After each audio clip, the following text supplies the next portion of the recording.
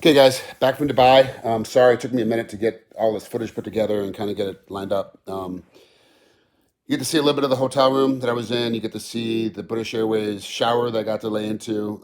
In the video, I do say when I get to my hotel room, I've only been flying for 24 hours, but I talked to Jill later and I found out that it was 39 hours door to door on the way in from LA to Dubai. And that partially was because I had a very long layover in London because I wanted to see my nephew who lives there. And he went to school late. So I only got to see him for a couple hours, but it was totally worth it to be able to do that. Was able to take a shower, which I explained during the video. I get a tour, which is what this whole thing begins with, is a tour of Dubai with my friend Rio. He takes me around and shows me off and stuff, the different buildings as we're driving, and you guys get to see a little bit of that. I spent some time in an ice room while I'm there. And then, of course, I was there for the fights for UAE Warriors, which is a great event, incredible event. Very happy with the way it worked out. Even though they had some hiccups, they had to move from Abu Dhabi because of the way COVID is being treated there versus Dubai. So they had to move it to Dubai. Basically, we're thinking about it for 2 weeks, but it really didn't come to fruition until 5 days before the fight, and that's really what how we had to put things together. So enjoy. Hope you guys like it. And then next week will be me talking about being a sea captain and my licensing and what I had to go through to get all that done. Hope you guys like it. So this is Sheikh Zayed Road. This is the biggest street in Dubai. It connects Sharjah to Abu Dhabi. If you notice, right now we are above the creek, and if you look to the right, here's the metro. This is the longest metro in the world without a driver. If you electric metro, if you see it right here.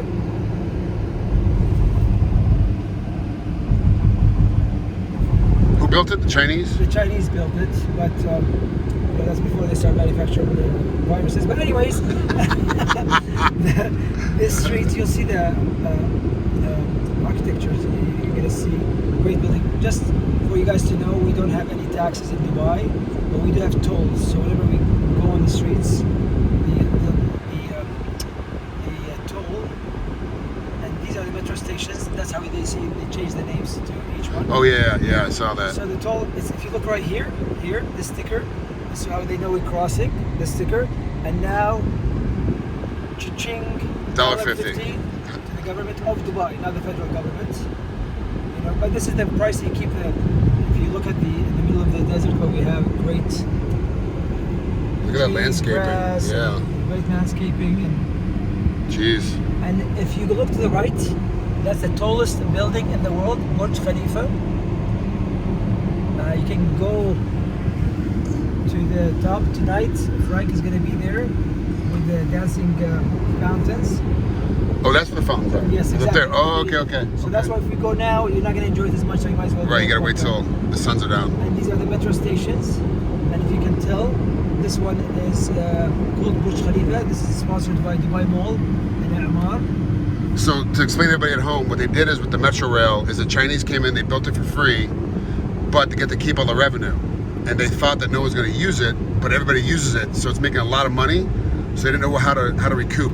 The government of Dubai didn't know how to recoup some of that money. So what they did is they named each station. So instead of being like the 23rd Street station, it's called the Islamic Bank of Dubai station. It's like $3 million a year.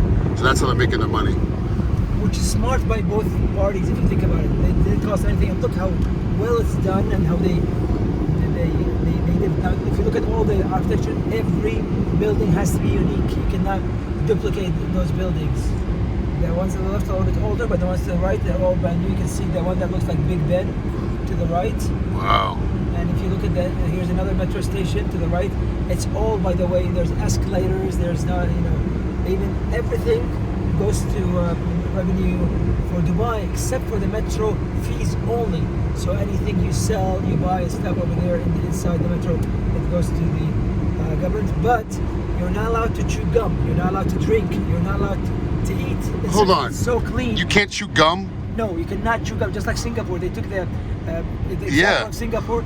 You cannot chew gum, otherwise you'll be fine. Now here's the most beautiful building in my Oh, opinion. yeah. And look at this. These are Arabic writing on it, and this is the new museum being built.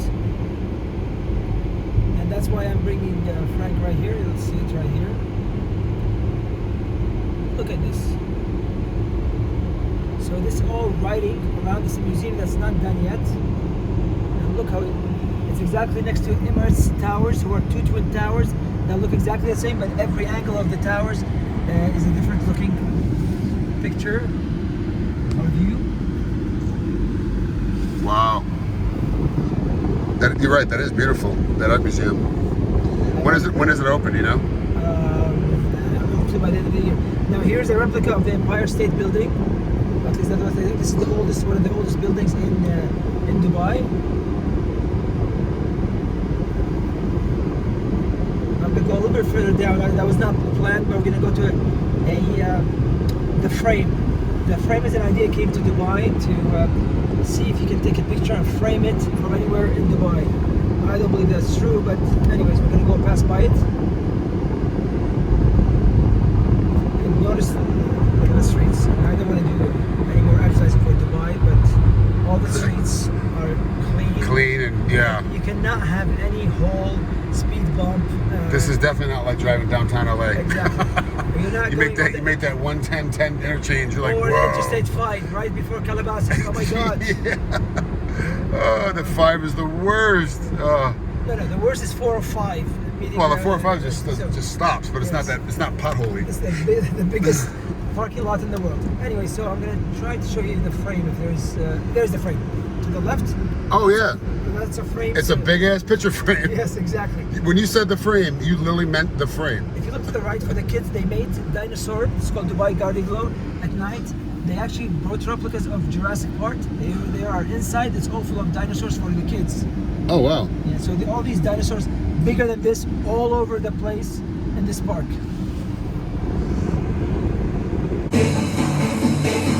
Okay, so I'm in the Miku Ice Factory. You can see the icicles above my head. Obviously the hat, I'm in the middle of Dubai. It's 106 degrees today, I think. And in here it's like negative, well no, I guess it's 25 degrees Fahrenheit in here. So whatever that is Celsius, I don't know.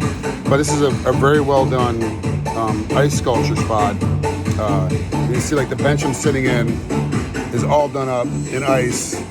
Got a dragon over there. So there's a dragon.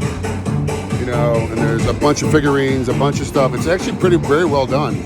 I'm very impressed with it. But it's just a big ass meat locker, freezer that you're in is all it is, and then a bunch of ice sculptures. You get to sit and drink hot tea.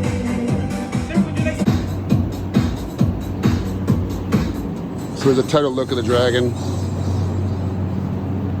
Ice sculpture.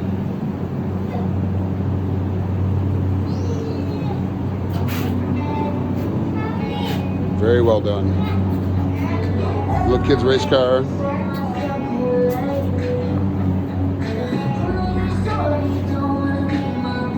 And this is the bench I was sitting in just a little bit ago.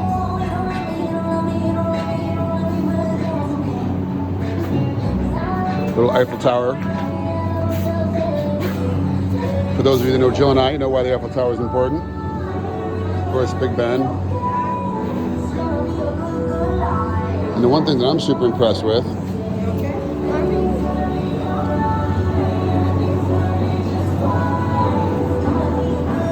full face.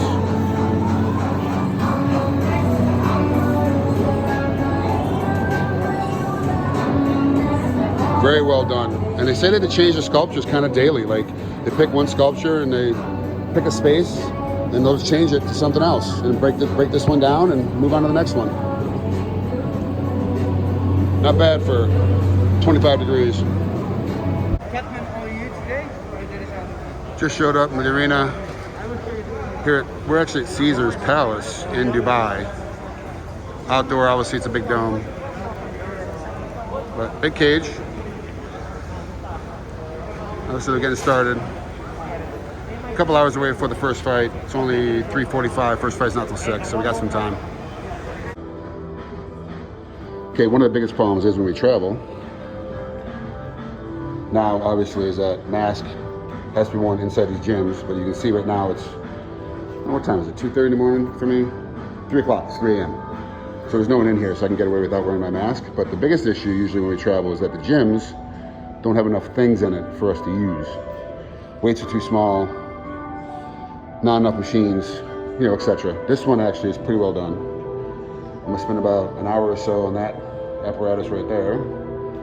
And then today's leg day, so I went over and get those in. There's enough stuff. I'll be able to deadlift at least. Squatting on a Smith press is a little bit difficult, so I won't be able to do that. But then the machine over here is very well put together. So there's more than enough stuff, like I said, I can put it together and then figure it out. Plus I brought my bands, you can see over there in the corner. So I get my steps in, sides and fronts and all that. But yeah, all in all, this hotel has been pretty good here in Dubai. A lot better than what I thought it was going to be, and it's definitely going to be adequate for this trip. Okay, this is first impression is checking into the room. All right, this is the first one in, so it says. And then, so you're seeing this for the first time, just like I'm seeing this for the first time. Literally just walking in after 24-hour trip. LA, JFK, London to Dubai. But layover was totally worth it. Got to see my nephew. Not bad hotel room. But this is my first impression of Dubai. A small, looks like business hotel room. Why are my lights on? I have no idea. I must have hit the button. Oh, good. They have an ironing board, so I can iron my slacks, Jill. My ironing board is here. And then, kind of a see-through shower. Very well lit, but weird if you're taking a shower or a bath and you're got a partner, because I can see you. But I mean, you know, whatever. And then, of course, the commode is hidden away. So anyway, that's the room I'm in for the next 3 days. Okay, so I had to fly from LA to JFK. Had a really short layover in JFK, then flew directly to London Heathrow, but I have a really long layover in Heathrow for a reason. My nephew lives here, so I'm stopping by to go see him, surprise him today when he gets out of school. I'll be able to hang out with him for a couple hours because in England, they go to school really late, so he won't get home. I hang out with him for a couple hours, have dinner, and then come back and jump on my flight to Dubai. But because I've been on a flight for however long I've been on it, I don't want to go see my nephew nasty and stinky. So I'm able to jump in the lounge because of my status with American Airlines. I'm able to use the British Airways lounge and actually take a shower, which is really nice that I'm able to do this. And this is what the shower looks like. I mean, it's not amazing. It's not incredible, but I definitely get the job done for what I got to do right now.